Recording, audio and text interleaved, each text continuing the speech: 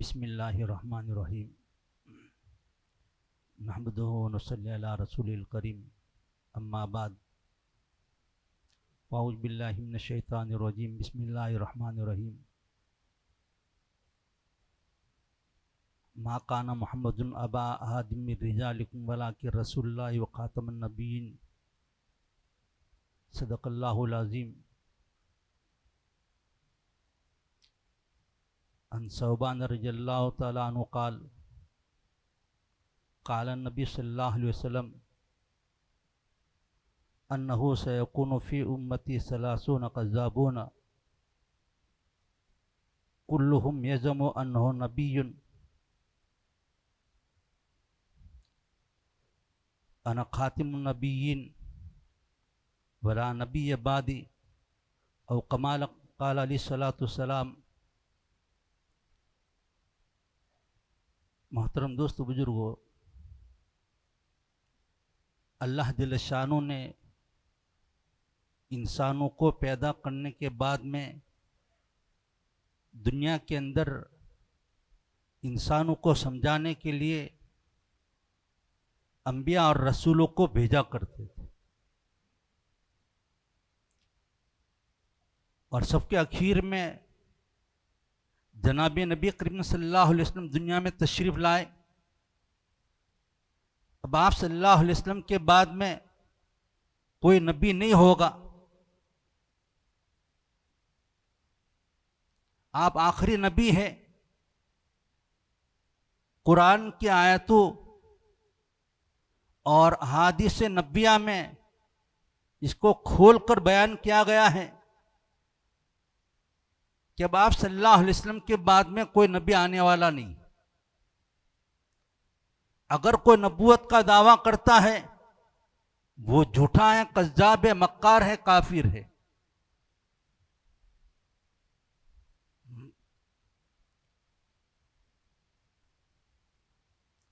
अल्लाह जल्ल शानो ने दुनिया में अंबिया को भेजा और आखिर में आप सल्लल्लाहु अलैहि वसल्लम आए।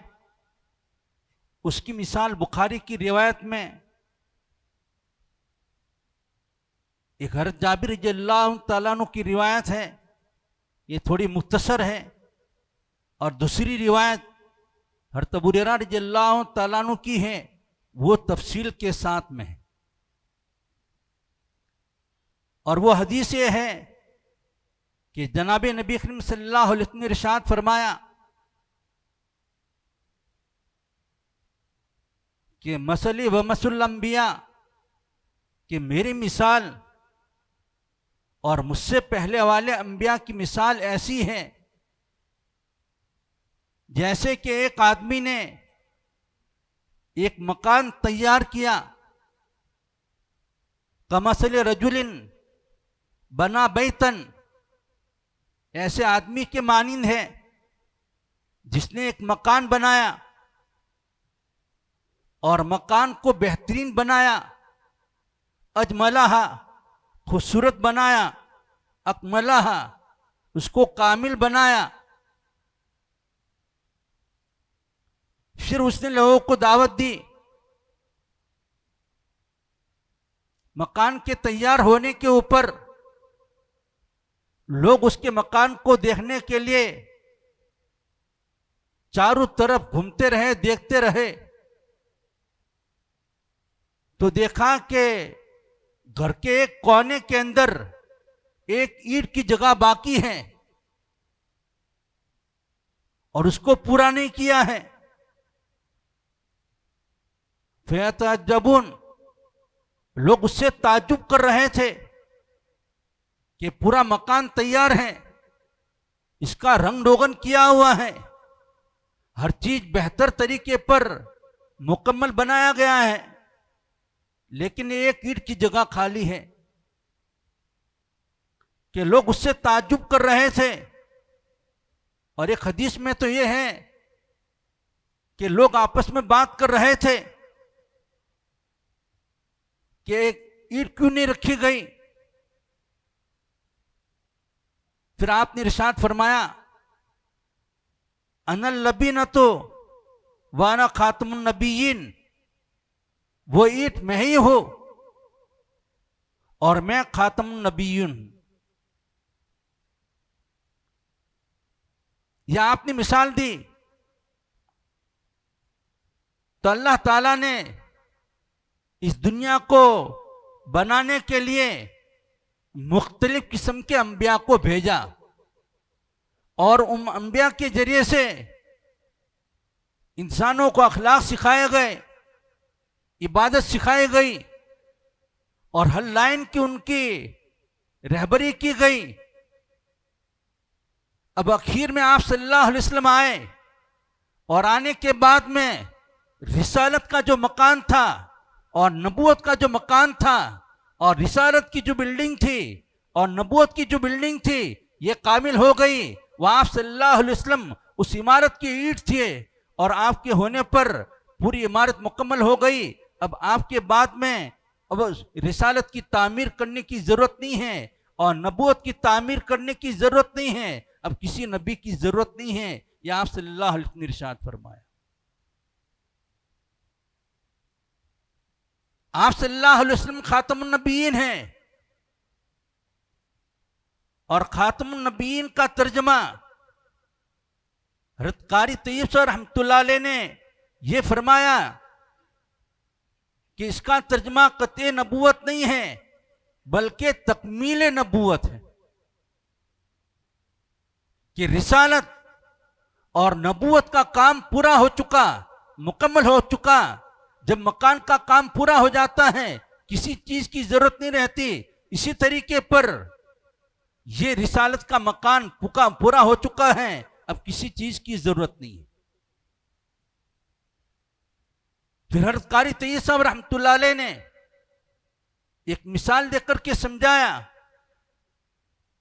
जैसे रात का वक्त है, सूरज डूबा तो फिर चांद और सितारे निकलते रहते हैं, यके बाद दिगरे हजारों और सैकड़ों सितारे निकलते रहते हैं और रात के वक्त में वो रोशनी को पहुंचाते रहते हैं। लेकिन जब सुबह सादिक का वक्त होता है तो सूरज निकलता है और जैसे ही मशरिक के किनारे के ऊपर सूरज रूनुमा होता है और थोड़ा सा जाहिर होता है तो रात के वक्त में जितने सितारे जमगा रहे थे और जितनी चांदनियां रोशनी पहुंचा रही थी ये तमाम के तमाम ये मध्यम पड़ जाते हैं और जैसे ही सूरज ऊपर आता है, ऊपर आने के बाद में आसमान के ऊपर कोई चांद नजर नहीं आता और सितारे नजर नहीं आते। इसी तरीके पर ये रिसालत के परवाने और रिसालत के तारे हज़रत नूह अलैहिस्सलाम के जरिए से, हज़रत आदम के जरिए से, हज़रत इब्राहिम के जरिए से ये दुनिया में आते रहे और आप सल्लल्लाहु अलैहि वसल्लम ये सूरज के मानिंद हैं। आप सल्लल्लाहु अलैहि वसल्लम का सूरज जब तुलू हुआ तो आपके तुलू होने के बाद में अब किसी चांदनी की जरूरत नहीं है, अब किसी सितारे की जरूरत नहीं है, अब चांद की जरूरत नहीं है, सूरज अकेला काफी है। और वो सूरज जो है मशरिक से लेकर के मगरिब तक पूरी दुनिया को ये रोशन करता है। और कुरान ने फरमाया सिराज मुनीरा कि अल्लाह ताला ने आप सल्लल्लाहु अलैहि वसल्लम को जगमगाता हुआ और रोशनी पहुंचाने वाला सूरज बना करके भेजा है। लिहाजा आप सल्लल्लाहु अलैहि वसल्लम के बाद में अब किसी नबूवत की जरूरत नहीं।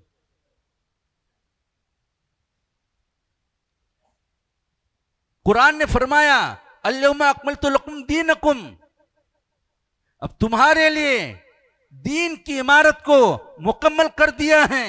आप सल्लल्लाहु अलैहि वसल्लम दीन को मुकम्मल करने वाले हैं, अखलाक के एतबार से मुकम्मल करने वाले हैं, इबादत के एतबार से मुकम्मल करने वाले हैं। इसी तरीके पर मसाइल के एतबार से, मामलात के एतबार से, हर एतबार से आप सल्लल्लाहु अलैहि वसल्लम के जरिए से अल्लाह ताला ने ये दीन को मुकम्मल कर दिया है। अब किसी नबी की जरूरत नहीं है।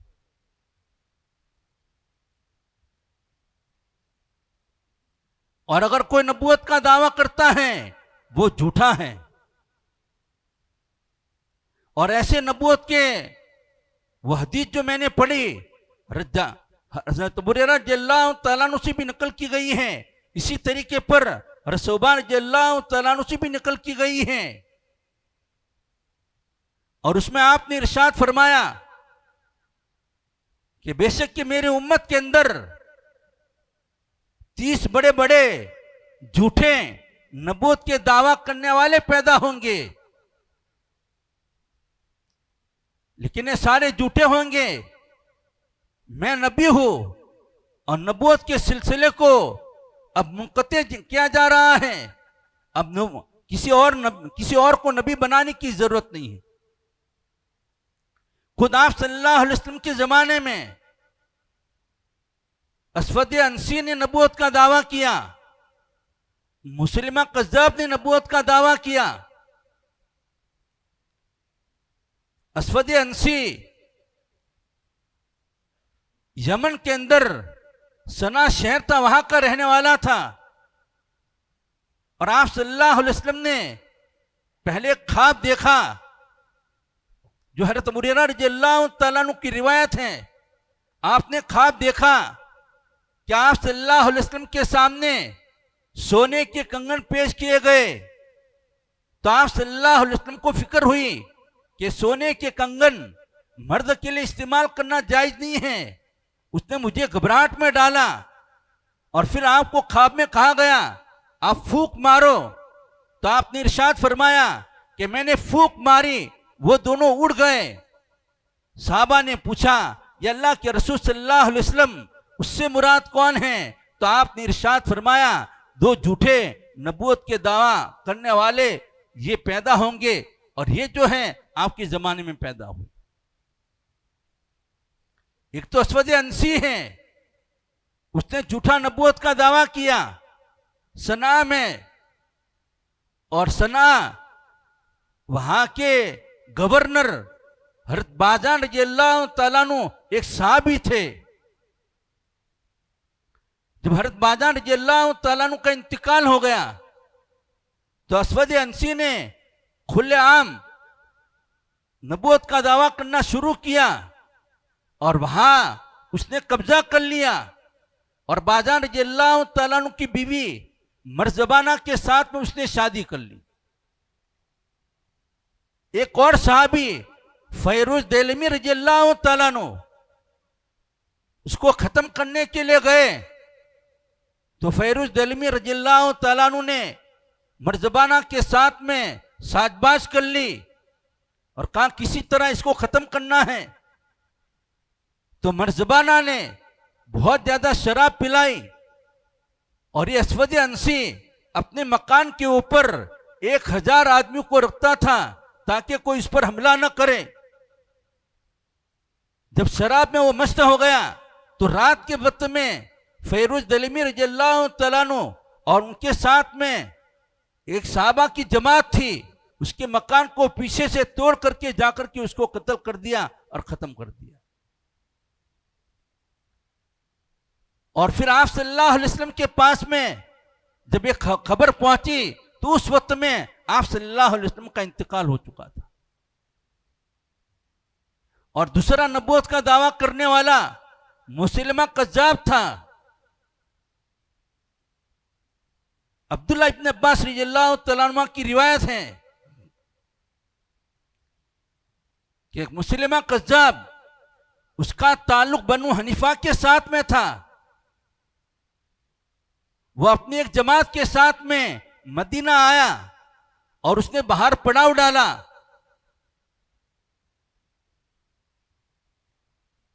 अल्लामा वाकिदी रहमतुल्लाह अलैह का कहना है कि उसके साथ में 17 आदमी थे और ये सन हिजरी 10 में आया। ये इब्न इसाक रहमतुल्लाह अलैह का कहना है। तो उस मौके पर ये तो बाहर पड़ा रहा जहां सामान रखा गया था। आप सल्लल्लाहु अलैहि वसल्लम एक सहाबी जिनका नाम साबित बिन कैस रज़ियल्लाहु तआला अन्हु है, उनके साथ में वहां पहुंचे।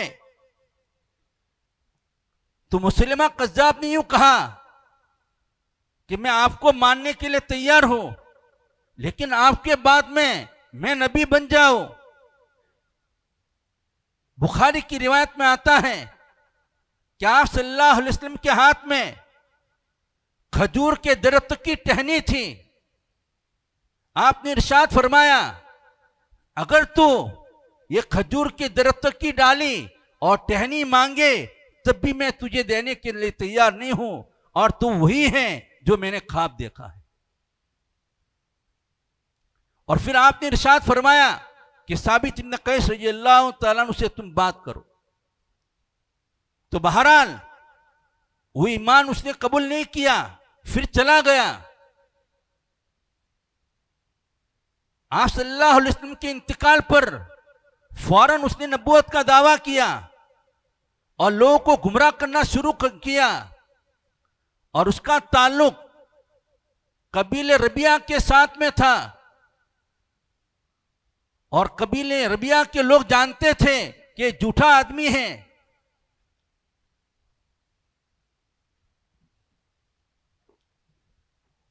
लेकिन फिर भी कि हमारे खानदान का आदमी है, तो उसके हाथ पर इस्लाम कबूल करना शुरू किया, उसको नबी मानना शुरू किया। आप सल्लल्लाहु अलैहि वसल्लम का ताल्लुक कबीले बनी मुजर के साथ में था। बहरहाल हज़रत उमर सिद्दीक़ अकबर रज़ियल्लाहु तआला अन्हु की खिलाफत का जमाना था। सन हिजरी 11 में सिद्दीक़ अकबर रज़ियल्लाहु तआला अन्हु ने जिलहज के महीने में एक लश्कर भेजा मुसलमान को खत्म करने के लिए, और इर्तिदाद की जो लहर फैली थी और जो नए नए इस्लाम में दाखिल हुए थे, ये फिर से कुफ्र को इख्तियार करना शुरू किया। उनको समझाने के लिए सिद्दीक़ अकबर रज़ियल्लाहु तआला अन्हु ने इकरमा रज़ियल्लाहु तआला अन्हु को एक लश्कर लेकर के भेजा, लेकिन हज़रत इकरमा रज़ियल्लाहु तआला अन्हु कामयाब नहीं हुए। तो फिर खालिद बिन वलीद रज़ियल्लाहु तआला अन्हु को भेजा और कहा कि जाकर के इनको समझाओ और मुसलिमा कज़्ज़ाब को समझाओ कि वापस इस्लाम के अंदर आ जावे। वहां पहुंचने के बाद में खुद मुसलिमा के हाथ पर 40,000 लोगों ने उसको नबी माना था, और उस मौके पर खुद मुसलिमा कज़्ज़ाब ने बनु तमीम एक खानदान था, उनके ऊपर हमला करने के लिए 60 आदमियों का एक लश्कर भेजा था। और हज़रत खालिद बिन वलीद रज़ियल्लाहु तआला अन्हु के साथ में जो लश्कर था, उसमें से एक दस्ता और एक हिस्सा आगे था, उनके साथ में मुठभेड़ हो गई। तो उस वक्त में वो मारे गए और उनका एक शख्स मुजाहिद था, वो कब्जे में आया। बहरहाल खालिद बिन वलीद रज़ियल्लाहु तआला अन्हु आगे गए, और आगे जाने के बाद में मुसलिमा कज़्ज़ाब और उसके साथ में जो लोग थे, इनका मुकाबला किया और उनका कला कमा किया। और उस वक्त में इब्ने तुफैल एक मुर्तद शख्स था, उसने वापस इन लोगों को कहा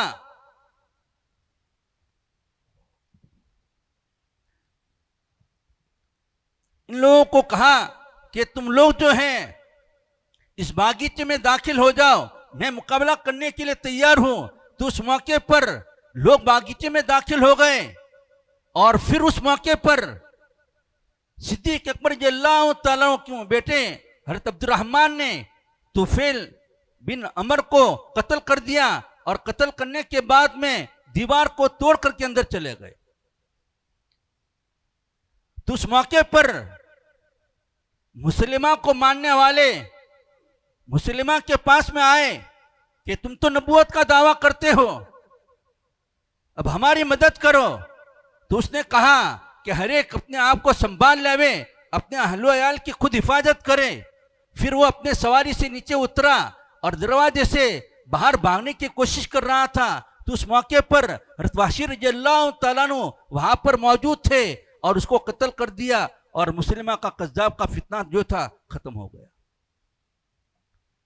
इस वक्त में बयान करने का मकसद इसलिए है कि इस वक्त में एक शख्स पैदा हुआ है जिसको शकील बिन हनीफ कहा जाता है, और यह नबूवत का दावा करता है। कभी तो अपने आप को मेहदी कहता है और कभी तो अपने आप को ईसा कहता है। आप सल्लल्लाहु अलैहि वसल्लम के बाद में कोई नबी पैदा होने वाला नहीं। हज़रत ईसा अलैहिस्सलाम जो आएंगे वो कुर्बे क़यामत में आएंगे, उनको तो दिमिश्क के जाए मस्जिद के मशरिकी मीनारे के ऊपर उतारा जाएगा, और ये खुद दावा करता है कि मैं मेहदी हूं और मैं ईसा हूं।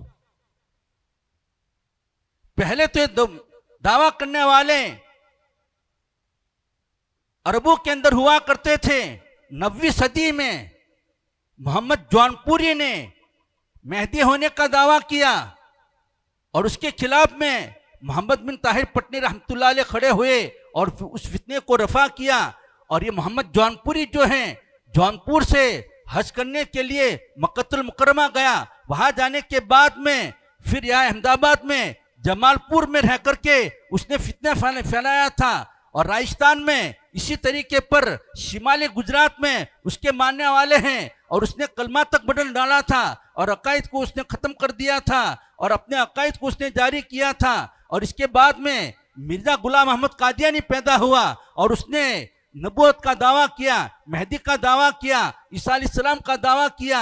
ये तो पहले के हैं। और ये करीबी जमाने में 1996 में ये शकील बिन हनीफ जो उस्मानपुर का रहने वाला, बिहार दरभंगा का रहने वाला है, दिल्ली में आया, और आने के बाद में उसने पहले तो दीन का काम शुरू किया, और फिर आहिस्ता आहिस्ता उसने नबूवत का, मेहदी होने का दावा किया, और फिर ईसा होने का दावा किया। और लोगों ने वहां से भगाया, एक और जगह गया, वहां लोगों ने पिटाई की, एक और जगह गया, लोगों ने इसका हलक कर दिया और उसको वहां से भगाया। और भगाने के बाद में ये महाराष्ट्र में औरंगाबाद में जाकर के उसने पनाह ली है, और पूरे हिंदुस्तान के अंदर वो अपने नुमाइंदों को भेजता,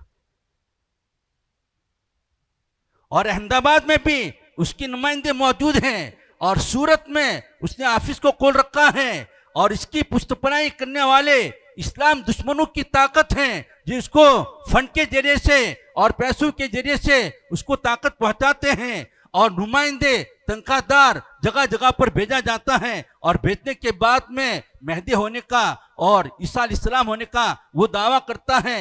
शुरू में ये लोग जो हैं अच्छे लिबास में आते हैं, बड़ी दाढ़ियां होती हैं, नीचा कुर्ता होता है, और फिर भोले भाले मुसलमानों के पास में, और खास करके जो दुनियावी तालीम याफ्ता है, ये इनके पास में जाकर के ये कहते हैं कि इस वक्त में दुनिया के कितना खतरनाक हालात हैं, दज्जाल पैदा हो चुका है, और वो दज्जाल अमेरिका को कहता है। हालांकि दज्जाल अमेरिका नहीं है, बल्कि दज्जाल खुद इंसान होगा, और इस सिलसिले में कई हदीसें मौजूद हैं। इस तरह लोगों को वो डराता है। डराने के बाद में फिर कहते हैं कि हज़रत मेहदी पैदा हो चुके हैं, उनके हाथ पर बैत करनी चाहिए, और फिर उसका नाम लेते हैं। और वो जाहिल आदमी है, इसके पास में कोई इल्म नहीं है, और वहां रह करके पूरे हिंदुस्तान में बल्कि बैरून हिंद के अंदर वो ये फितना फैलाता है। हज़रत मेहदी के मुतल्लिक तो सरातन आप सल्लल्लाहु अलैहि वसल्लम ने हदीस बयान की है। इब्ने माजा के हदीस है, हज़रत अली रज़ियल्लाहु तआला ने फरमाया अल महदी मिन्ना अहलल बैत, कि हज़रत मेहदी तो हमारे अहले बैत में से होंगे। हज़रत मेहदी के नाम के मुतल्लिक अबू दाऊद की रिवायत है, जो अब्दुल्लाह इब्ने मसूद रज़ियल्लाहु तआला अन्हु से मनकूल हैं, और वो रिवायतें हैं जो तिरमिजी के अंदर भी हैं, अबू दाऊद के अंदर भी मौजूद हैं। और उसमें आपने इरशाद फरमाया कि जो मेहदी पैदा होंगे उनका नाम मेरे नाम के मुताबिक होगा, उनके अब्बा का नाम मेरे अब्बा के नाम के मुताबिक होगा।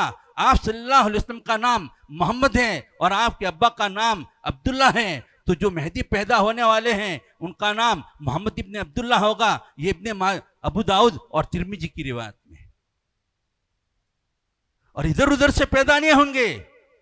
उम्मे सलमा रज़ियल्लाहु तआला की रिवायत है कि एक बादशाह के इंतकाल पर मदीना के अंदर एक शख्स निकलेगा, यखरुज मिनल मदीना, मदीना से निकलेगा, हारिबन इला मक्का, वो मक्का जाएंगे, और मक्का जाने के बाद में मकाम इब्राहिम और हजरत अस्वद के दरमियान में एक गाबी आवाज आएगी, लोग उनके हाथ पर बैत करेंगे। ये हज़रत मेहदी का तारुफ है। बल्कि हदीस में हज़रत मेहदी का नाक कैसा होगा, उनकी पेशानी कैसी होगी, इन तमाम बातों को बयान कर दिया गया है। और ये कमबख्त 1996 में फितना शुरू किया, और ज्यादा इसका फितना 2002 से शुरू हुआ है। आज तक उसने हज बैतुल्ला भी नहीं किया है, मदीना भी नहीं देखा है, और वो दावा करता है कि मैं मेहदी हूँ और मैं ईसा हूँ, और तरह तरह के फितने फैलाते हैं। और ऐसे मानने वाले ये काफिर हैं। और बयान करने का मकसद ये है कि लोग उनके पंजे में ना आवे। अहमदाबाद में भी ऐसे लोग घूम रहे हैं और मुसलमानों के अकीदे ये खराब कर रहे हैं। हज़रत मेहदी जब पैदा होंगे तो उस वक्त तो दज्जाल भी पैदा हो चुका होगा। हज़रत मेहदी पैदा होंगे तो उस वक्त में मदीना के बाहर मकाम बैदा है, एक सुफियानी लश्कर आएगा, उसको जमीन में धंसा दिया जाएगा। और आज तक इसके दावा करने के बाद में न मालूम कितना अरसा हो चुका, कुछ भी नहीं हुआ। और हज़रत मेहदी तो मदीना में मक्का से फिर मुल्क शाम की तरफ जाएंगे, और वहां जाने के बाद हज़रत ईसा इस्लाम को उतारा जाएगा, वो दज्जाल को कत्ल करेंगे। ये इनकी तारीख है जो हदीसों में मौजूद है। लिहाजा इनके फंदे में कोई ना आवे। अल्लाह ताला इस फितने से उम्मत की पूरी पूरी हिफाजत फरमावे। वाखिर दावाना अल्हम्दुलिल्लाह।